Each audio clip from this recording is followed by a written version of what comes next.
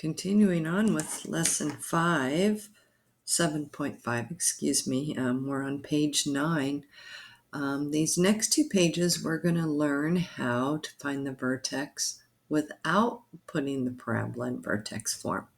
So on the test, you get to decide whether you like what we did on the last two pages, or whether you would rather do it this way. So this way requires memorizing a formula, where the other way required completing the square. So this formula says, in order to find the x of the vertex, you can take the opposite of b over 2 times a. So that's how you find the x.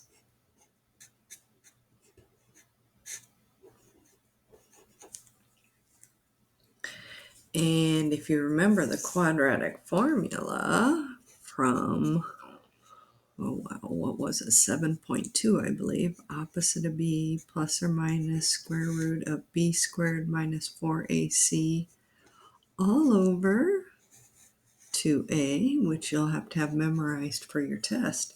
This, remember when we studied the discriminant? The discriminant told us if it had one real root, two real roots, two imaginary roots. Well, this is the front part of the quadratic formula. So opposite of b over 2a. So as long as you have the quadratic formula memorized, then you know how to find the discriminant. And then you know how to find the x-coordinate of the vertex. So both of those formulas come from the quadratic formula. And what this means, students find this confusing. This means go into F and plug that X in, and that's how you'll find the Y coordinate of the vertex. So the X is opposite of B over 2A, and let's say we get 5. Then we go up to the equation, and everywhere we see an X, we plug in 5, and that's how we find our Y coordinate of the vertex. So remember, the vertex is a point, so it requires an X and a Y. So the reason we have this is because think about completing the square on this. You'd have to divide everything by 3, and then you'd have to go half of 4/3 squared, which is just ugly. So instead, you can do this nice little formula, find the x, plug the x back in, find the y, and then you're ready to plot. So a lot easier than completing the square. When the leading coefficient's 1 or -1, completing the square is not bad. But when the leading coefficient isn't 1, this formula is by far better. And if you look back at page 8 and page 7, you'll see all the problems we completed the square on had a leading coefficient of 1. That's why we use that method. Now we're going to see some that don't, so this method will be nicer. So use the vertex. So the minute I see that, this is the vertex formula, I immediately write the formula, and then I plug in my values. Opposite of b would be +4. Remember, that's not read negative b, it's read the opposite of b. So the opposite of -4, +4, over 2 times a, which would be 2 times 3. So this is 4, 6. Simplify that, which simplifies to 2/3. And the only thing I see students do incorrectly on this section is they stop there. But the vertex is a point. You've only found the x, so don't stop. You're only halfway done. So to find the y, like I said, you plug 2/3 in everywhere you see that x. So this would be f of 2/3. There's my first x, equals 3 times 2/3 squared minus 4 times 2/3 plus 1. So that's your work step. The rest you can probably guess we're going to do on the calculator, but that's your work step. So be sure and write that step. So 3, then I plugged in the 2/3 times 2/3 squared minus 4, then I plugged in the 2/3 times 2/3 plus 1. Okay, let's go ahead and plug that into our calculator. You can type it all in just like you see it and hit enter at the end. So we have, let's get it out of the lamp. So 3, whoops, didn't clear that, did I? 3 parentheses, then I do 2 fraction bar 3, close your parentheses, then I hit the x squared button, which is right there to put a square on it. And then this is subtraction, so subtract 4 parentheses 2 fraction bar 3, close your parentheses, and then plus 1. And I kind of like to look back on it before I hit enter and just make sure it looks good. So 3 2/3 squared minus 4, and then hit the right arrow to go right again, 2/3, and then plus 1 looks good. So there's my y, negative 1/3. So y equals negative 1 over 3.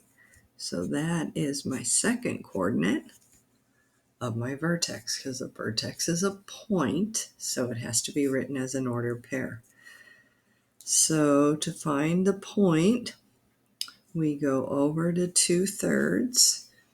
So when I see we're going to be doing thirds, I'm going to divide the line into thirds like that. So 1/3, 2/3, 3/3. And then the y is going to be down on negative 1/3. Trying to get this all in. The screen's barely fitting. And negative 1, negative 1/3, negative 2/3, negative 3/3. So 2/3 and negative 1/3 would be right here. Doesn't matter that it's a fraction because we're going to get nice whole numbers for the other stuff, so no worries there. So positive 2/3, negative 1. Now we have to find the x and y intercept. Let's go ahead and write the axis of symmetry too, just because I know they're going to ask for it on the test. So the axis of symmetry, remember, is x equals 2/3. So let's go ahead and put that in our picture.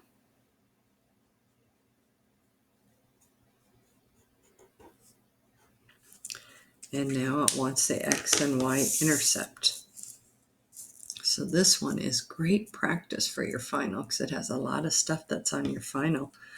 So this, to find the x-intercepts, remember you make y 0. So this whole thing becomes 0. So we get 0 equals 3x squared minus 4x plus 1. And do you guys recognize what method we're going to have to use on this? AC, right? So lots of AC problems on the final, so this is great practice. So we're looking for factors of 3. 3 times 1 is 3 that add to 4. 1 and 3. Then we look here and it says the signs will be the same. And this tells me they'll both be negative. And remember, on AC method, you can't go right to parentheses. You have to stretch it out into 4 terms. So you're going to put these 2 terms in place of this. So 0 equals 3x squared minus 1x minus 3x plus 1. So it's still equal to the original problem. This is the same. Negative 1 and negative 3x are negative 4x. This is the same. We just stretched it out into 4 terms because do you remember the next step then is to group? So 0 equals, here my GCF is x. So I take an x out of that term and it turns into 3x. Take an x out of that term and it just turns into minus 1. Then I can see my next GCF is going to be negative, because we always bring down that sign. And the only thing common is 1. So when I go to determine what's in parentheses, I need to make sure I divide both of those by -1, just like I divided both of these by x. So a negative divided by a negative turns into positive 3x and -1. And then we do our happy dance, because look at our parentheses match. So that means that's going to be our next GCF. You pull that common binomial out. So 3x minus 1 goes in front. And then what's left over will be x minus 1. And as we learned in chapter 4, if a times b equals 0, then either a is 0, first factor, or b is 0. So solving this, we get x equals 1/3. And remember, this is the X-Intercept, so the answer needs to be written as a point. So x is 1/3, and we look up here and we go y is 0. And then this one is going to be 1, 0. So those are my two X-Intercepts. So let's go ahead and plot those. So 1/3, 0. It's right there. See how we put our little tick marks in? So that's good. And 1 0 is right here. So we're doing pretty good. We got 3 out of 5 points, and we're going to find the other 2 by finding the y-intercept. So let's do the y-intercept over here.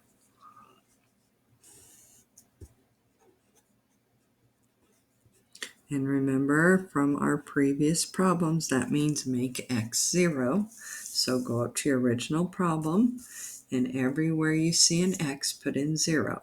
So f of 0 equals 3 times 0 squared minus 4 times 0 plus 1. So f of 0 equals 3 times 0 squared minus 4 times 0 plus 1. So this is 0, this is 0, so f of 0 is 1. So my y-intercept is 0, 1. And then remember on the previous problems how we plotted that point and then found its mirror image.